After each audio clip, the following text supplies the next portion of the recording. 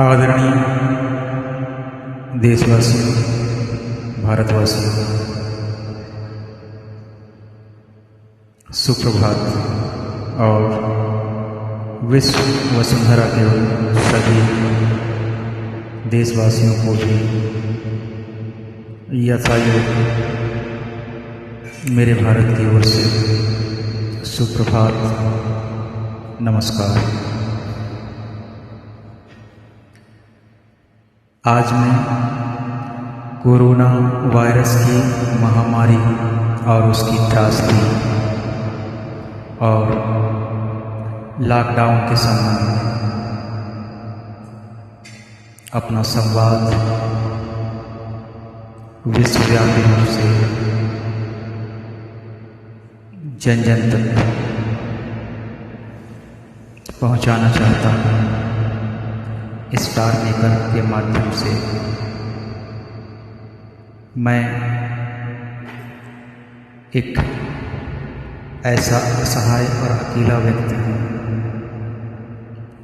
कि धर्म की रक्षा अगर मैं लोगों को जोड़ना भी चाहूँ तो नहीं जुड़ेंगे, क्योंकि इसके लिए मैं अपना अनुसंधान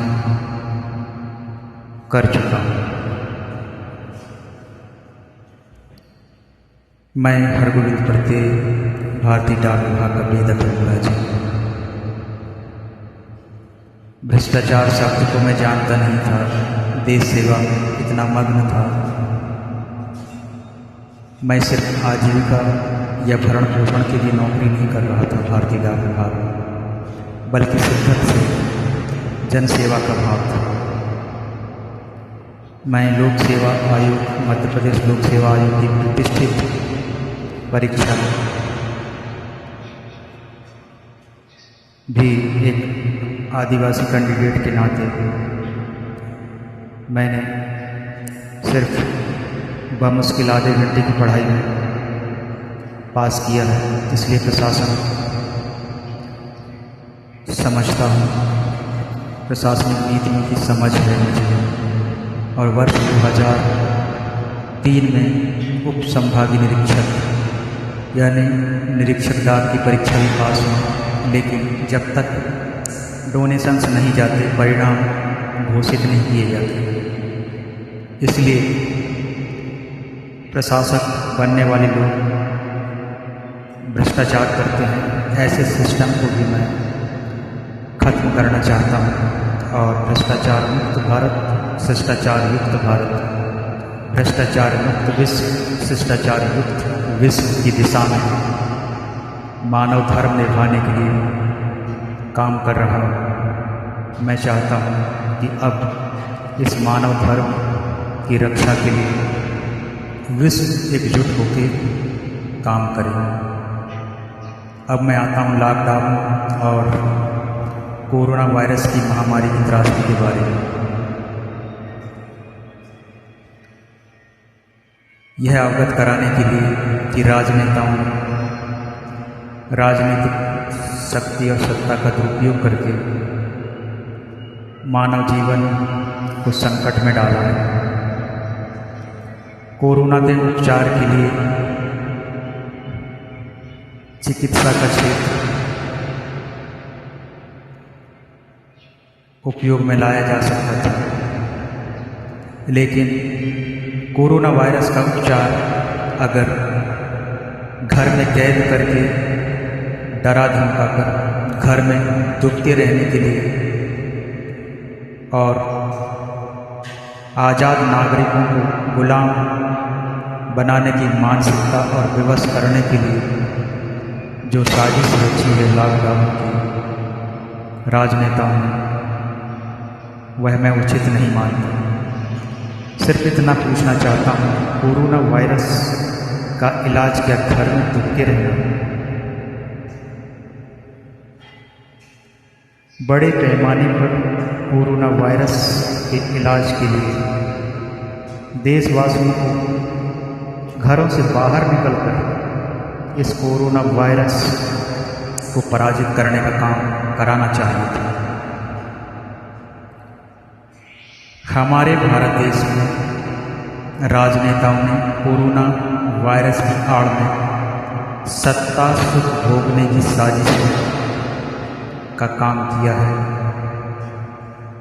जिसमें राष्ट्रपति विलिप्त, प्रधानमंत्री विलिप्त, मुख्यमंत्री विलिप्त और उनके नेता भी लिप्त।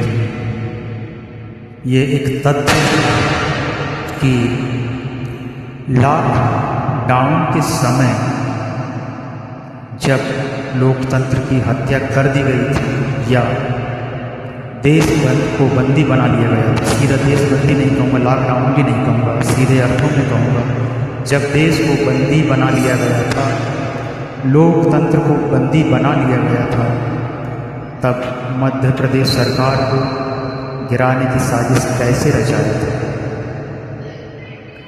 मध्य प्रदेश की कमलनाथ सरकार को गिराया और भाजपा की सरकार को बनाया और भूतपूर्व मुख्यमंत्री को पुनः मुख्यमंत्री बनाया।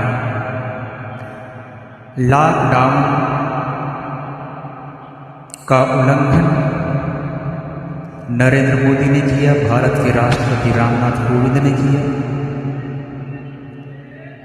मध्य प्रदेश के राज्यपाल ने किया और सरकार बनाने के लिए शपथ लेने वाले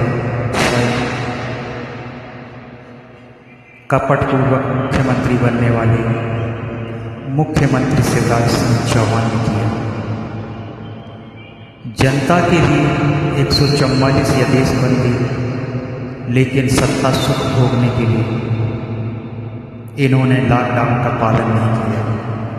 इसलिए मैं भारत के राष्ट्रपति की ओर से यह आज्ञा ज्ञापित करता हूँ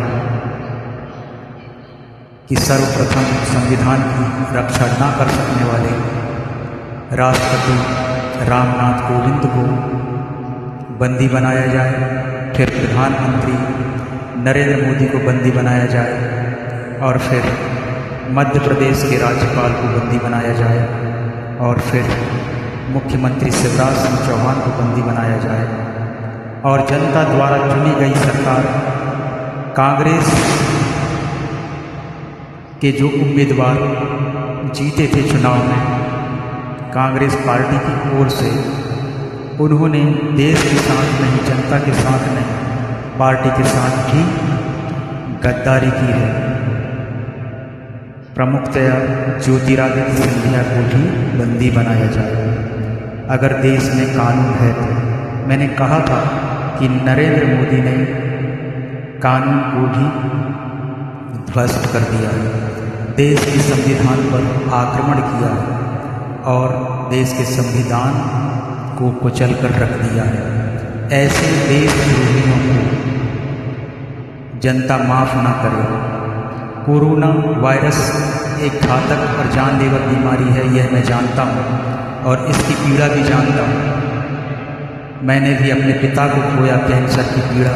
केंद्र सरकार ने ना ही राज्य सरकार ने मेरी मदद की, ना ही डाक विभाग ने। मैं सेवारत हूँ, सिर्फ यह जाने डाक विभाग की और केंद्रीय सरकार की। इसलिए मैं इन देश के गद्दारों को माफ़ नहीं करूँगा, भले ही भाजपा के अनुयायी या भाजपा पार्टी के कार्यकर्ता इन्हें माफ़ कर दे पार्टी भक्ति के कारण, लेकिन पार्टी भक्ति से भी ऊंची है देशभक्ति। देशभक्ति निभाई है। मुझे वेतन नहीं दिया, इसलिए मैंने दूसरों से मदद लेकर जिया। जिस तरह से राजनीतिक पार्टियां चंदा लेकर जिंदा रहती हैं और सरकार को संकट बनाती हैं, इसलिए मैंने मेरे मासूम बच्चों की रक्षा की। मुझे कोई वेतन नहीं दिया, आजीविका से, दूरभाष सूचना से छीन लिया गया और वंचित किया गया मेरे आजीविका। मैं सभी सुखी हूँ, इस दिशा में काम कर रहा हूँ। जय भारत, जय संविधान, जय लोकतंत्र, जय विश्व, जय हिंद।